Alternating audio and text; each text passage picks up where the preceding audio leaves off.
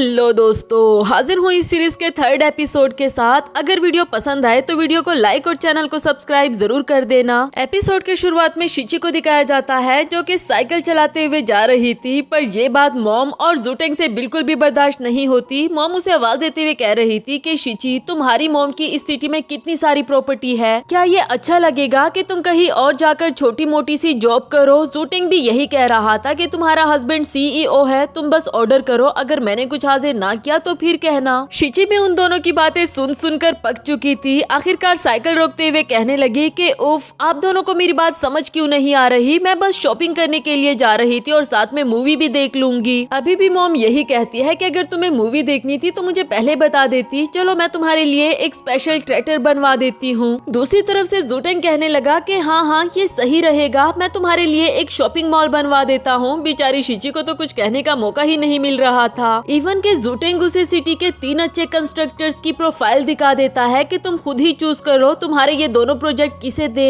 ना चाहते हुए भी शिची को चूज करना पड़ा। वो कहती है कि ये मिस्टर जिया काफी अच्छा लग रहा है, ये डिसेबल्ड लोगों को भी जॉब्स पर रखता है और इसने यंग एंटरप्रेन्योर का अवार्ड भी जीत लिया, इसलिए बेहतर होगा कि ये दोनों प्रोजेक्ट्स इसे दे दिए जाए। नेक्स्ट सीन में हमें मिस्टर जिया को दिखाया गया जो कि 3 पीस सूट पहनकर अपने ऑफिस से बाहर निकला। वही बेचारे डिसेबल्ड लोग बैठे हुए उनको रोकते हुए पूछने लगे कि मिस्टर जिया, हमने सुना है कि आपको 2 बड़े प्रोजेक्ट्स मिले हैं, एक सिनेमा का और एक शॉपिंग मॉल का। प्लीज अब तो हमें हमारी सैलरीज दे दो। तब तक यहाँ पर शिची भी पहुँच जाई थी और उन लोगों की ये सारी बातें भी सुन लेती है। दिल ही दिल में कहने लगी कि अच्छा तो ये है वो मिस्टर जिया जो कि डिसेबल्ड लोगों को जॉब्स ऑफर करता था। उधर मिस्टर जिया कहने लगा कि अच्छा तो तुम लोगों को सैलरीज चाहिए, फिर खड़े क्यों हो, घुटने टेको और मेरे सामने मिन्नतें करो सैलरी मांगने की। वो बेचारे तो बिल्कुल भी देर नहीं करते और जल्दी जल्दी से घुटने टेक देते हैं। मगर तभी शिची आगे आते हुए कहने लगी कि अरे अंकल, ये आप क्या कर रहे हैं, उठे उठे खड़े हो जाएं। आपको इसके सामने घुटने टेकने की कोई जरूरत नहीं, सैलरी आपका हक है जो इसे हर हाल में आपको देनी होगी। आप इसके लिए काम करते हो तो आपको इसे भीख मांगने की क्या जरूरत। मगर वो अंकल कहने लगा कि नहीं बेटा, तुम नहीं जानती, मेरी बूढ़ी माँ हॉस्पिटल में जिंदगी और मौत की जंग लड़ रही है, मेरे बच्चों की स्कूल की फीसिस पेंडिंग है, मैं और लेट नहीं कर सकता। जो कहकर वो दोबारा घुटने टेक लेता है। इधर मिस्टर जिया उस पर हंसने लगा। वो कहता है कि अरे वाह, तुम तो बहुत ज्यादा ओबीडियंट हो, तुम्हें सैलरी तो जरूर मिलेगी, लेकिन कब, ये सिर्फ मेरे मूड पर डिपेंड करता है। शिची को सुनकर काफी ज्यादा गुस्सा आ गया था। वो कहने लगी कि तुम्हें शर्म नहीं आ रही, इन लोगों की लाइफ वैसी ही इतनी टफ है और तुम इन लोगों के लिए और ज्यादा मुसीबतें बढ़ा रहे हो। ये कहकर वो उसे एक लात भी मार देती है। मिस्टर जिया की तो बैंड ही बज गई थी, मगर फिर भी वो खुद पर कंट्रोल करते हुए कहता है कि तुम्हें क्या लगता है मैं इन लोगों के साथ जुल्म कर रहा हूँ? नहीं, ऐसा नहीं है, ये लोग मेहनत ही नहीं करते, तो इसमें मेरी क्या गलती, मैं इन लोगों को किस चीज के पैसे दूं? शिची बोली कि ओह अच्छा, तुम मुझे अंधी समझते हो क्या? ये देखो, काम कर करके इनके हाथों पर खून के चाले बन गए हैं और तुम कह रहे हो कि ये लोग मेहनत नहीं करते, बगैर मेहनत के ये कैसे हो सकते हैं? मिस्टर जिया ने अब अपनी औकात दिखाना शुरू कर दी थी। वो कहने लगा कि तुम गरीब लोग इस काबिल नहीं कि मुझे कुछ भी सिखाओ, चलो जाओ जाओ और अपना काम करो। वैसे भी मुझे यंग एंटरप्रेन्योर का अवार्ड मिला है जो आज रात को मैं रिसीव करने के लिए जाऊंगा। मैं नहीं चाहता कि तुम लोगों की वजह से खामखा मेरा मूड खराब हो जाए। और तुम सब चीप वर्कर्स, तुम लोगों ने मुझे ऑफेंड किया है, अब तो सारी जिंदगी तुम लोगों को सैलरी नहीं मिलने वाली। जो कहकर वो वहाँ से चला जाता है। इधर अंकल शिची से कहने लगा कि बेटा, तुम्हें खामखा बीच में नहीं आना चाहिए था, तुम नहीं जानती कि हम लोग कितने ज्यादा मजबूर है। मगर शिची उनको समझाते हुए कहती है कि अंकल आप फिक्र नहीं करें, मैं हूँ ना, मैं सब कुछ ठीक कर दूंगी। नेक्स्ट सीन में शिची को काफी ज्यादा गुस्सा आ रहा था। वो यही सोच रही होती है कि मिस्टर जिया को सबक कैसे सिखाया जाए। तभी मॉम आते हुए बोली कि बेटा तुम फिक्र क्यों करती हो, तुम्हारी मॉम है ना, मैं हमेशा के लिए उसे बिजनेस इंडस्ट्री में बैंड करवा दूंगी। शिची बोली कि नहीं मॉम, ये सजा तो उसके लिए बहुत कम होगी, आज शाम को वो अपना अवार्ड रिसीव करने वाला है ना, मैं उसे ऐसी सजा देना चाहती हूँ कि वो हमेशा के लिए याद रखे। बाकी का काम मॉम ने शिची पर छोड़ दिया था क्योंकि वो जानती थी कि उनकी बेटी कितनी समझदार है और ऐसे लोगों को तो वो कभी भी जाने नहीं देती। नेक्स्ट सीन हमें अवार्ड सेरेमनी का दिखाया गया जहाँ यंग एंटरप्रेन्योर के अवार्ड के लिए मिस्टर जिया को नॉमिनेट किया गया था। वो भी काफी खुश होकर अपना अवार्ड लेने के लिए आ ही रहा था। तभी दूसरी तरफ से शिची उन सभी अंकल्स के साथ आते हुए कहती है कि रुक जाओ, इतनी भी क्या जल्दी है। वो अंकल्स भी यही कह रहे थे कि हमें इंसाफ चाहिए, हमें हमारी सैलरीज वापस करो। ये सुनकर वहाँ बैठे हुए लोग भी आपस में ही बातें करते हुए कहने लगे कि इंसाफ, कैसा बेइंसाफ, ये कौन लोग हैं और यहाँ क्या करने आए हैं। मिस्टर जिया भी समझ चुका था कि आज उसके साथ क्या होने वाला है। वो जल्दी जल्दी से शिची के सामने आते हुए कहने लगा कि तुम यहाँ पर क्या कर रही हो। शिची बोली कि तुम्हें सुनाई नहीं दिया, हम इंसाफ लेने के लिए आए हैं। तो वो कहता है कि समझ गया, तुम लोगों को पैसे चाहिए ना, देता हूँ पैसे, लेकिन इसके बाद यहाँ से दफा हो जाना।